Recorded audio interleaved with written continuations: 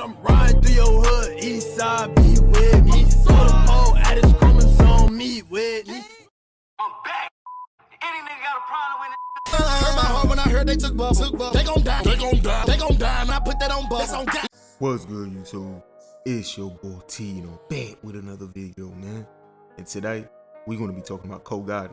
Alright, so look, man. Now, Mo3's brother, Ko Gotti. I actually meant to make this video probably like 2 weeks ago, but I forgot. And I'm glad I did, actually. Because I'd rather make videos about rappers when they actually have music coming out. And Ko Gotti actually has music coming out. Last night, he just announced that his new project, March Madness 223, it's actually dropping on Mo3's birthday, May 31st. So definitely be on the lookout for that. But when it comes to the title of this video, yeah, Ko Gotti actually had an interview over on BZTV. I made a few videos about the interview, actually. I just never made a video about this segment of it. In the interviewer, he actually asked Ko Gotti, could there have been any way possible, or do you even think Mo3 and all of the other Dallas rappers that he was beefing with, you know, the ones that don't nearly get as many views as him. I'm not saying anybody's names because I'm not trying to get copyright. They get mad and try to copyright strike your channel when you say Mo3 is better than him. So to avoid that entire situation, I just choose not to say names. And that actually works out best for me because I'm not trying to be funny, right?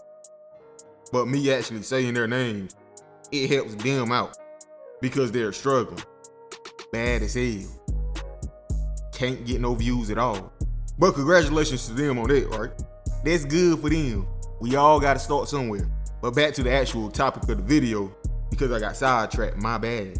But of course, Ko Gotti said there's no way possible that Mo3 would have ended that beef with them people. No, it is absolutely nothing that could have happened. And at first, I was actually in a disagreement with Ko Gotti. Because when you think of the boxing match that Mo3 tried to set with them, it seems as though he was at least trying to neutralize the situation so it wouldn't hurt his money. He can at least show up to the same events as these people.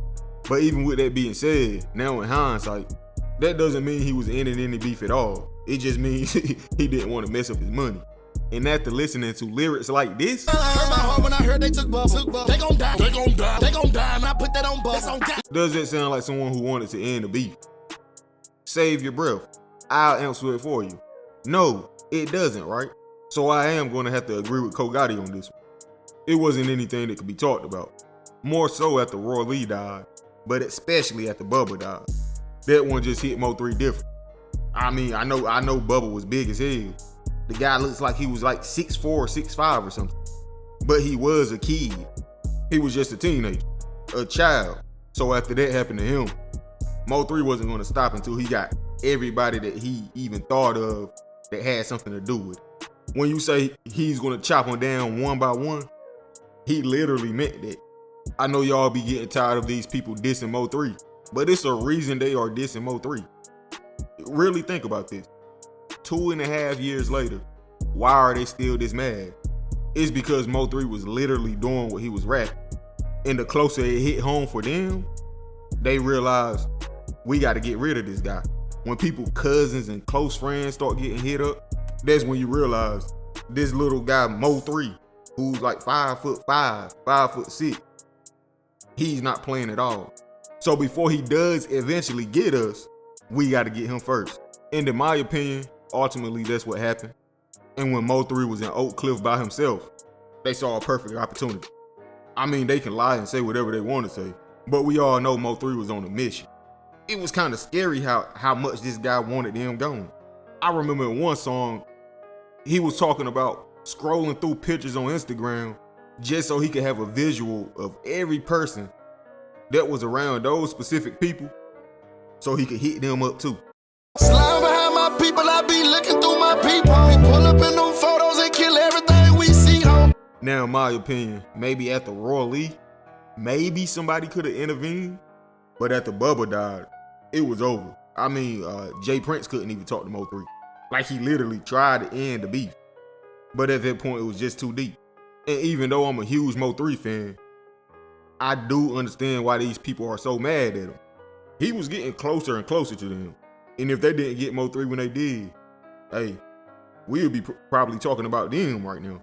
Well, actually, we wouldn't, because nobody is not going to care about them 2.5 years later. Let's be real. Not trying to be funny, but 2 or 3 days after they died, hip hop would have moved on. But y'all get what I'm saying. The shoe could have been on the other foot.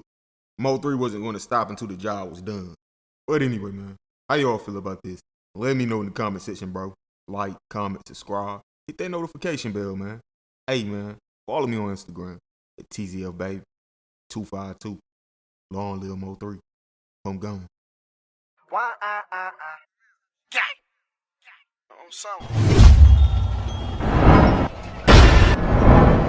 Yeah, you did came a long way from the crook and selling dope out on Forest Lane. Prolific.